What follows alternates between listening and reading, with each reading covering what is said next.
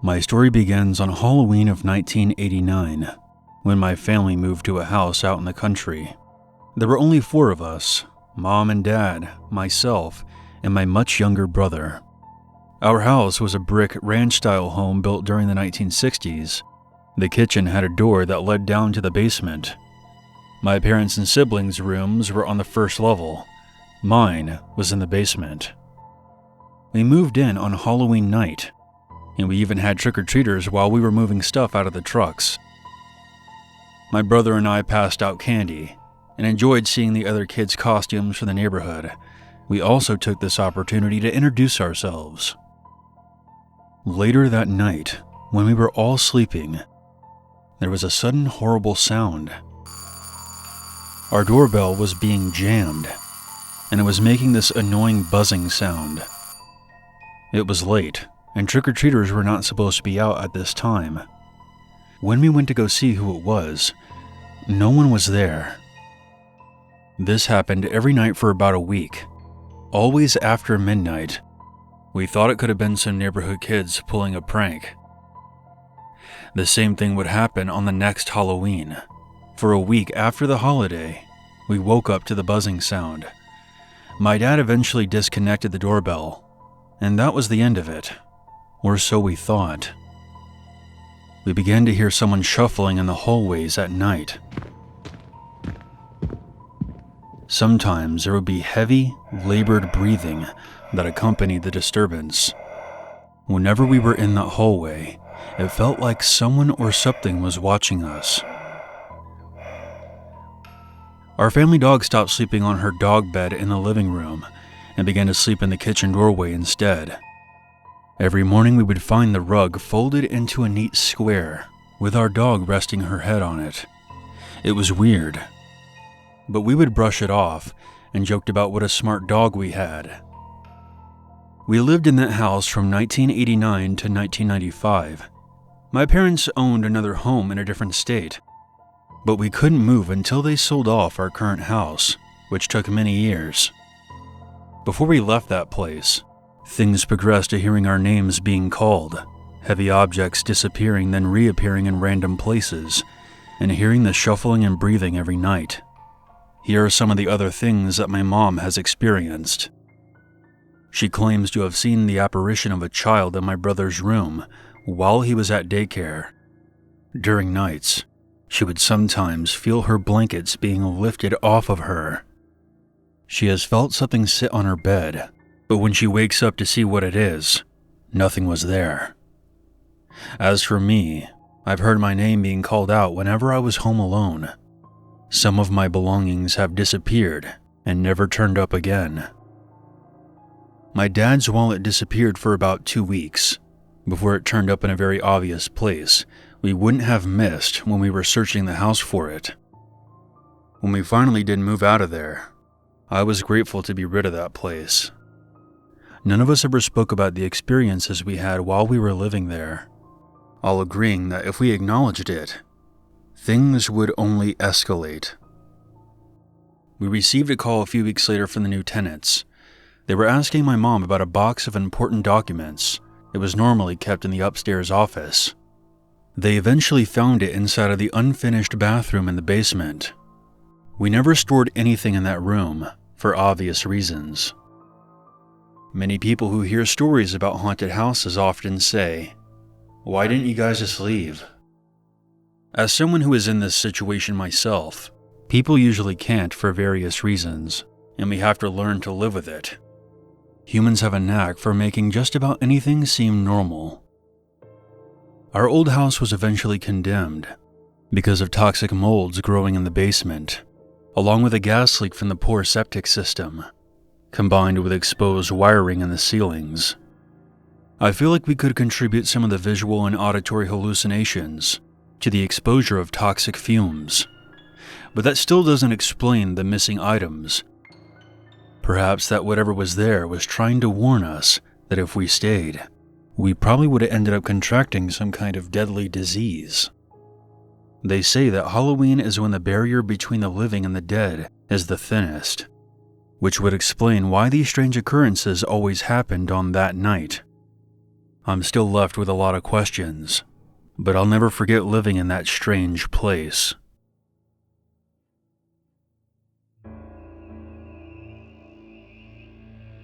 I feel cliche calling this my Halloween story, but all these events transpire between multiple days leading up to Halloween. I'll first admit that I wasn't a great older brother growing up. My brother and I are best friends now, close as can be. But in elementary school, we endured a stint of hating each other's guts. I'm a couple of years older than him, so this would be sometime around when I was in 6th grade and my brother was in 4th grade. His name is Chris, and that's how I will reference him from now on. Mid-October, late 1990s, Chris and I are in the McDonald's drive-thru with our mom. Our Happy Meals are handed to us, and we each get a Halloween plastic bucket. I get the ghost and Chris gets the pumpkin. He doesn't want the pumpkin because he thinks the face is scary. Being the brother I am, I decide to taunt him with the bucket and belittle his feelings. He cries, and I'm scolded for my antics. But as my mom turns to yell at me, she doesn't notice the car in front of her has stopped, and she rear-ends the end of the truck in front of us.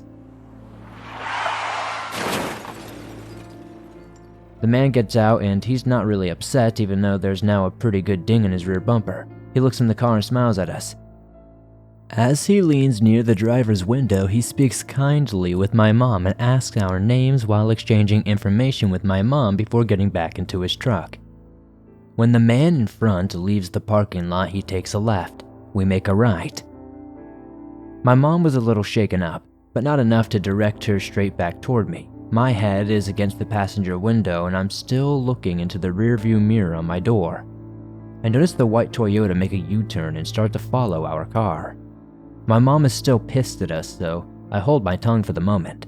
She doesn't notice yet, but the white Toyota stays behind us for quite some time, only abandoning the pursuit when we pulled into our neighborhood. Days pass and the event becomes a forgotten blip as the excitement for Halloween ramps up. My mom spent more time we could appreciate stitching together the cat dog costume we'd been wearing that night. If you don't know Cat Dog, it was an American cartoon where the main characters are, as you would probably guess, a cat and a dog, but they're Siamese twins.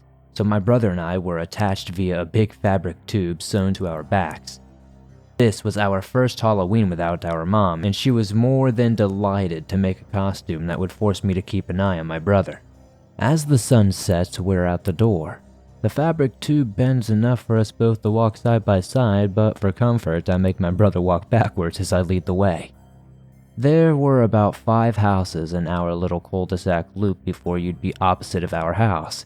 Then we'd walk up the block and do that again, turning onto the next block, etc.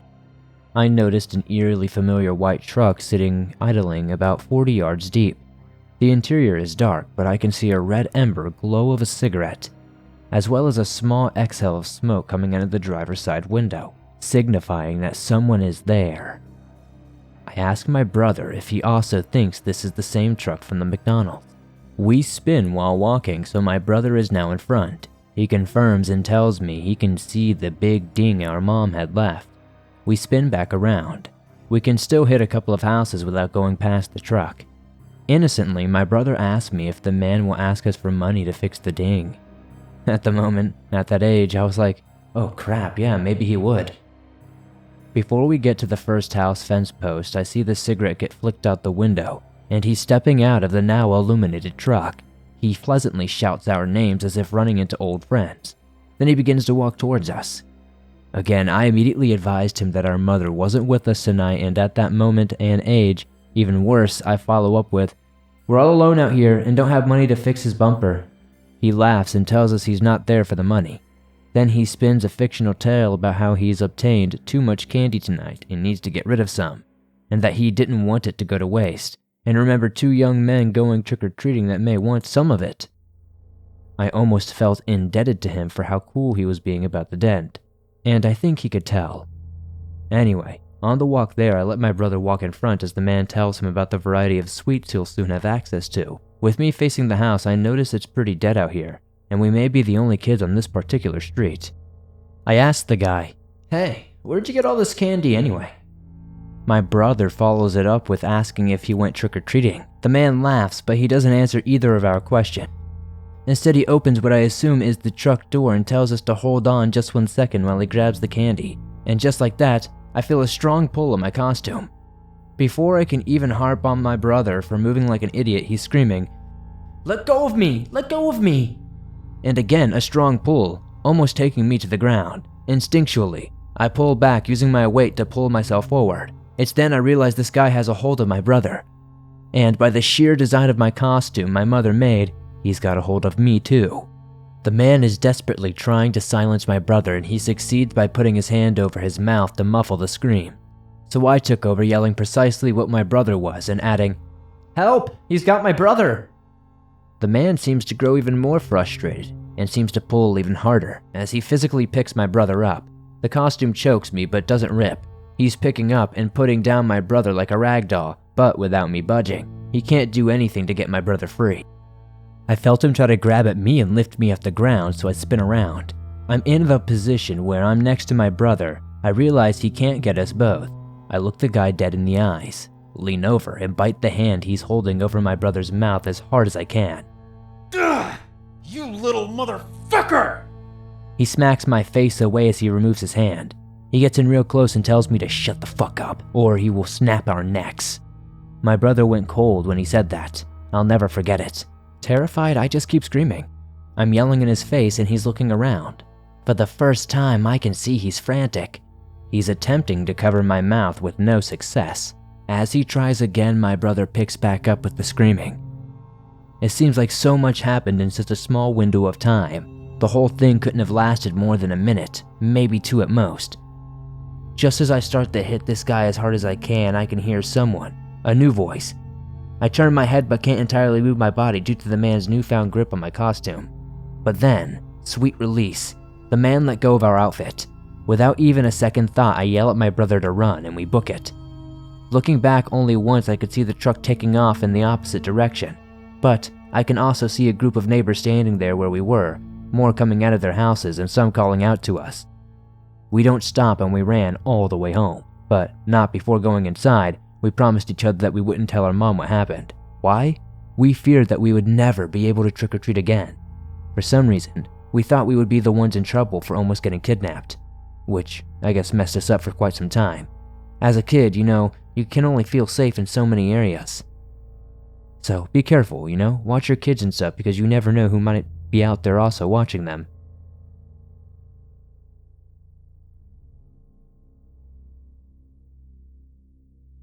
This happened when I was 11 years old.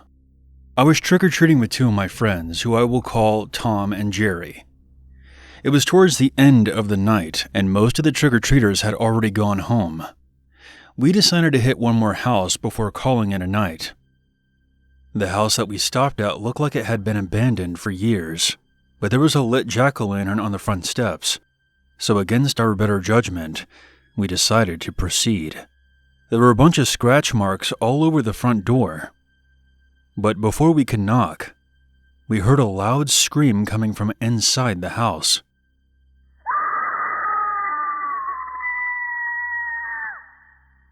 It didn't sound like a distorted scream from a Halloween decoration. It sounded like a genuine scream of terror. The door then slowly creaked open, and a decrepit hand emerged from the darkness, reaching out for us. We then heard what sounded like a witch's laugh. My friends and I fled from the house, hearing footsteps running behind us and a haunting voice calling out, "Come and get your candy, my children." We ran all the way back to Tom's house. We had no idea if we were still being followed. Jerry and I decided to stay the night because we didn't want to risk going back out again.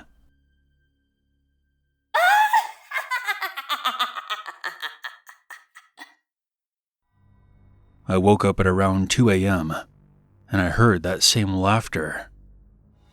I looked over and I saw something smeared across the bedroom window. I woke up Tom and he looked. It looks like an egg. Thinking that someone was egging his house, me and him went downstairs.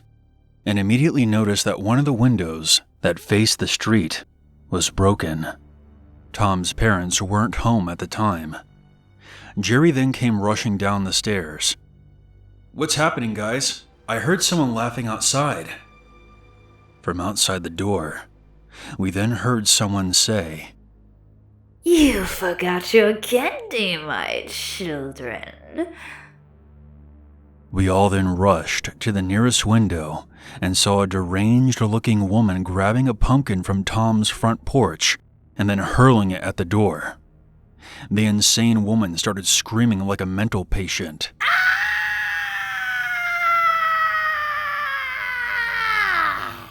As she ran to the front door and started banging and kicking on it. We fled the house through the back door and made our way to my house, which was only down the block. We woke up my dad, and after telling him what was going on, he called the cops. The police arrived a short time later, but they did not find the crazy woman. The day after all this happened, November 1st, Tom called me. "Hey, man, that crazy lady left some candy on the back porch, and there was a note that said I should eat it. My parents took her to the police station, and they found a bunch of thumbtacks in all the candies. I also overheard the cops talking to my parents, and I heard something about finding dead bodies in that old, creepy house we were at last night." The next Halloween, we saw that same house being torn down. Apparently in the basement of the house, they found a bunch of knives, ropes, and tapes. That crazy woman wasn't found until 2 years later. Apparently, she had been living in the woods behind that house. To everyone out there listening, please be safe this Halloween, and always check your candy.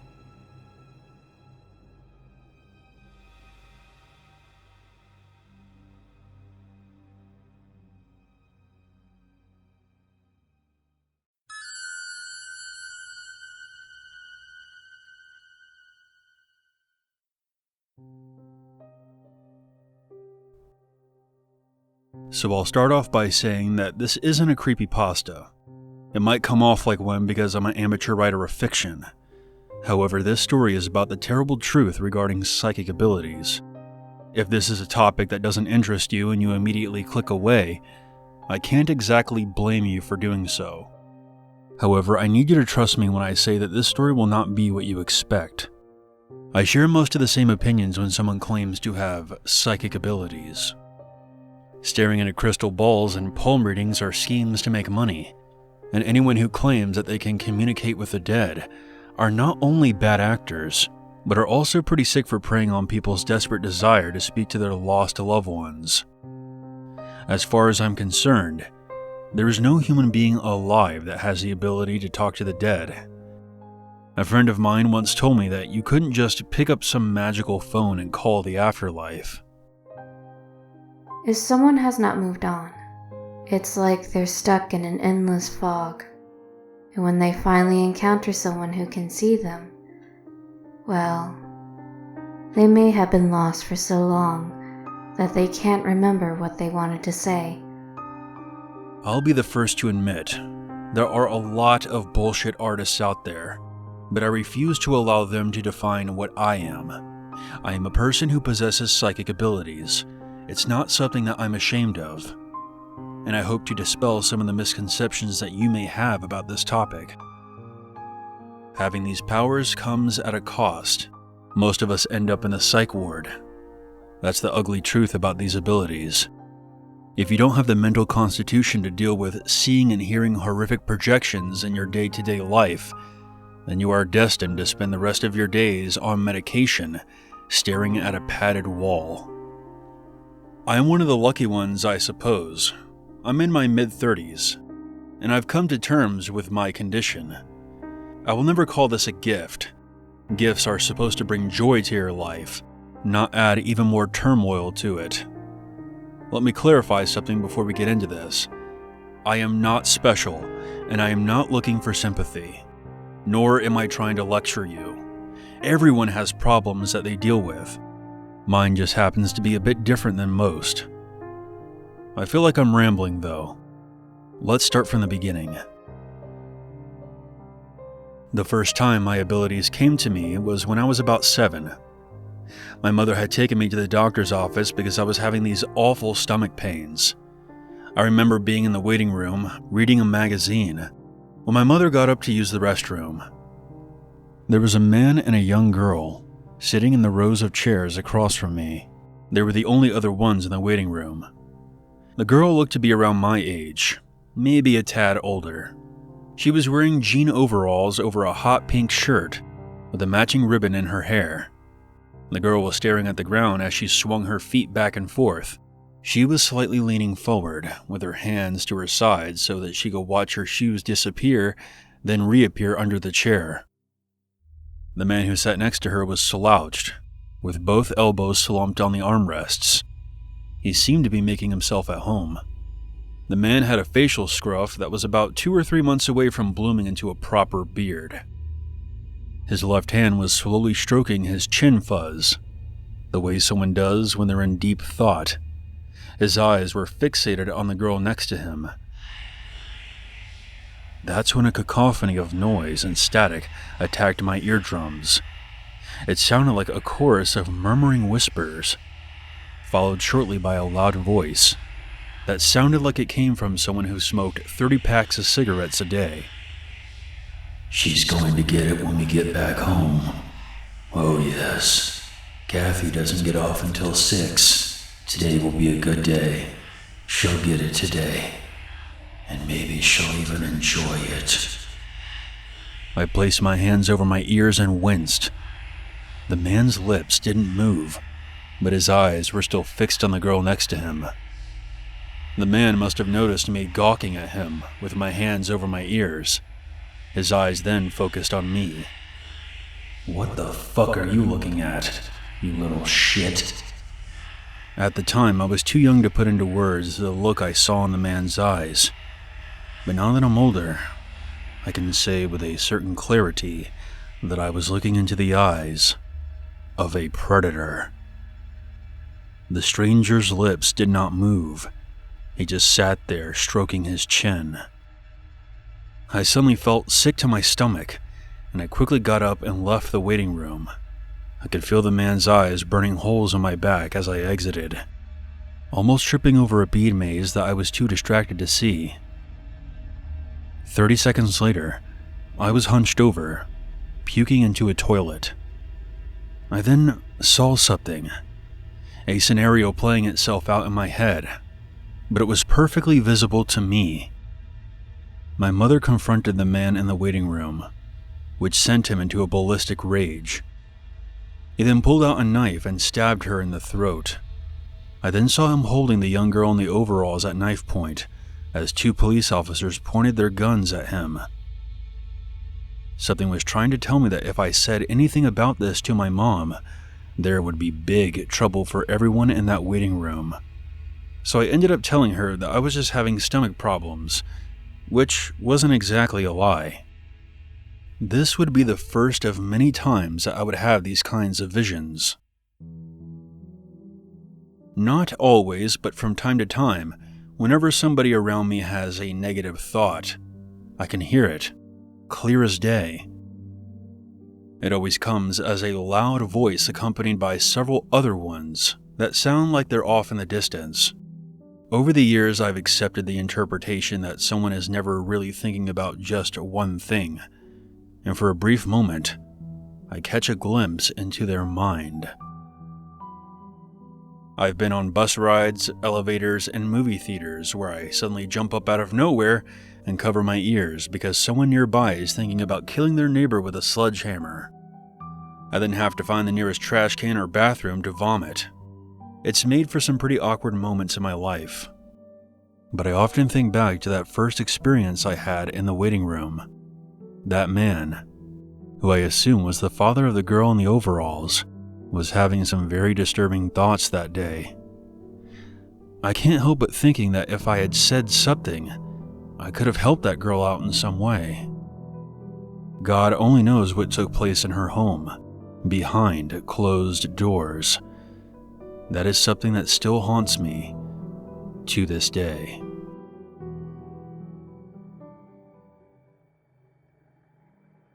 I hope you can see why I don't call my ability a gift. It comes and goes as it pleases, shattering any chance of me having my own television show. There is only one other experience that I've had that involves premonitions of the future, and they started when I was about 10. I used to sleep on this twin-sized bed that had these wooden bedposts sticking up at each corner. It looked like something straight out of the 1930s. At the end of the post were these decorative spheres with hand-carved patterns in them. Hours after being tucked in one night, I was woken up by the sound of screeching tires, followed by the unmistakable sound of a car slamming into another.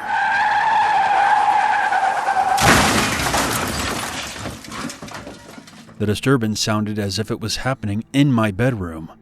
We lived in a rather quiet neighborhood, but I suppose it was possible that a car accident could happen outside my house, but even so, it would not have been this loud. I looked around my room and saw nothing. There was a nightlight situated by my bedroom door, so it wasn't completely dark, but the way my bed was positioned made it so that the wooden footboard partially blocked the light and made the bedposts look like castle spires. The sphere at the end of the bedpost, nearest to the nightlight, was much bigger than it should have been. It looked like it was about 3 times its normal size. As my eyes adjusted, I saw that what was mounted on the bedpost was definitely not a decorative wooden sphere. It had long hair that dangled from its sides, and shredded tissue hanging from its neck. After coming to this realization, I heard a repulsive gurgling sound. It was the sound that only a disembodied head could make when it's gasping for breath into a pair of lungs that weren't there.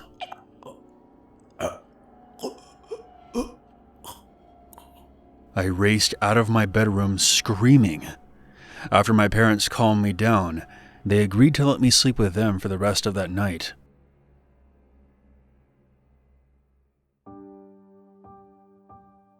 For years, I actually believed that it was just a really bad nightmare, even when the same horrible dream happened several other times, well into my teenage years. I would wake up to the sound of a car crash in my room, followed by the unpleasant gurgling sound. This repeated to the point where it became routine for me. By the time I was 17, it was more of an annoyance than a nightmare. I thought this might have had something to do with my ability to listen in on the nasty thoughts that strangers have sometimes, like a side effect or something. However, things would become clear after I graduated high school. I had a girlfriend named Samantha, and we were both a couple of goth kids, fresh out of high school. We got so bored in our little Kansas town that we would spend entire nights just driving around and smoking cigarettes in Sammy's Grand Marquis she inherited from her grandmother. There was a light drizzle out one night, and we were on our way back from having sex at this old run-down house by the woods. It's the truth. We were teenagers at the time. We were heading down a long, dark highway that led back into town. As we approached a stoplight, a song called Saturday Night by the Misfits came over the car's radio, and Sammy and I began singing together like a couple of dorks. The light turned green, and Sammy eased the marquee into the intersection, still singing. You go viciously, quietly away. I'm sitting in the bedroom where I used to sit and smoke cigarettes. I'm watching you die.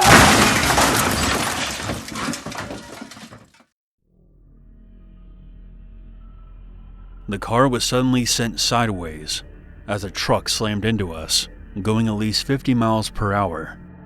The driver's side door was smashed in, and the car was dragged across the intersection. The last thing I remember was the headlights of the truck blinding me before I blacked out. I woke up to the sight of shattered glass on my lap, and a sharp pain was shooting up my side. I tried to say something, but the only thing that came out of my mouth was blood. After about 5 minutes, I was finally able to gather the strength to raise my head and look out of the shattered windshield. I began to hyperventilate the moment I saw it. A severed head of a man was lying on the hood of the Marquis. It had long dark hair that dangled over the face, but the mouth was still visible. I am not sure how long brain activity goes on for after someone has been decapitated, but I swear to you, this man's mouth was moving. It was almost as if he was trying to say something, but he was just making this awful gurgling sound. I screamed, sending more pain shooting up my side. I then passed out.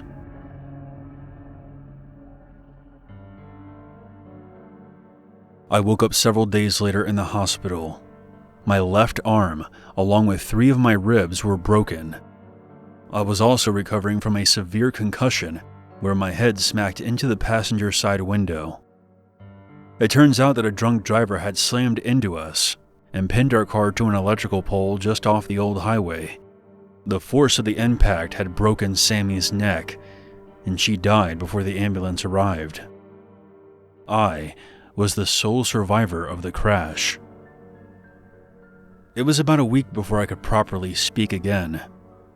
I remember a detective coming into my hospital room to get my side of the story. There were no cameras at that particular intersection, and the only other people involved in the crash were dead. The first question I asked the detective was if the truck driver had been decapitated. I wanted to make sure what I saw before I passed out was real and not some delusion brought on by blunt force trauma. The detective was hesitant at first, but explained to me that the truck that hit us was carrying sheets of scrap metal. They determined that when the truck pinned the car to the electrical pole, one of these pieces of metal somehow launched itself through the truck's back window, severing the driver's head. I dealt with severe depression after the crash. Sammy was gone. That was a tough pill to swallow at 17. This entire ordeal made me grow up very quickly. It took me a few years, but I eventually moved on with my life, leaving that small Kansas town behind me forever. To wrap up the story, I'll say that I'm not arrogant enough to suggest that the effects that my abilities have on me are true for all psychics. I just find it insulting that some very special people out there, desperate for attention, have made such a mockery of us. The truth is that I've met some people who have some marginal control over their abilities, but for the most part they have to cope with seeing and hearing things that normal people can't. And sometimes, what we see can be truly terrifying. Thank you for your time.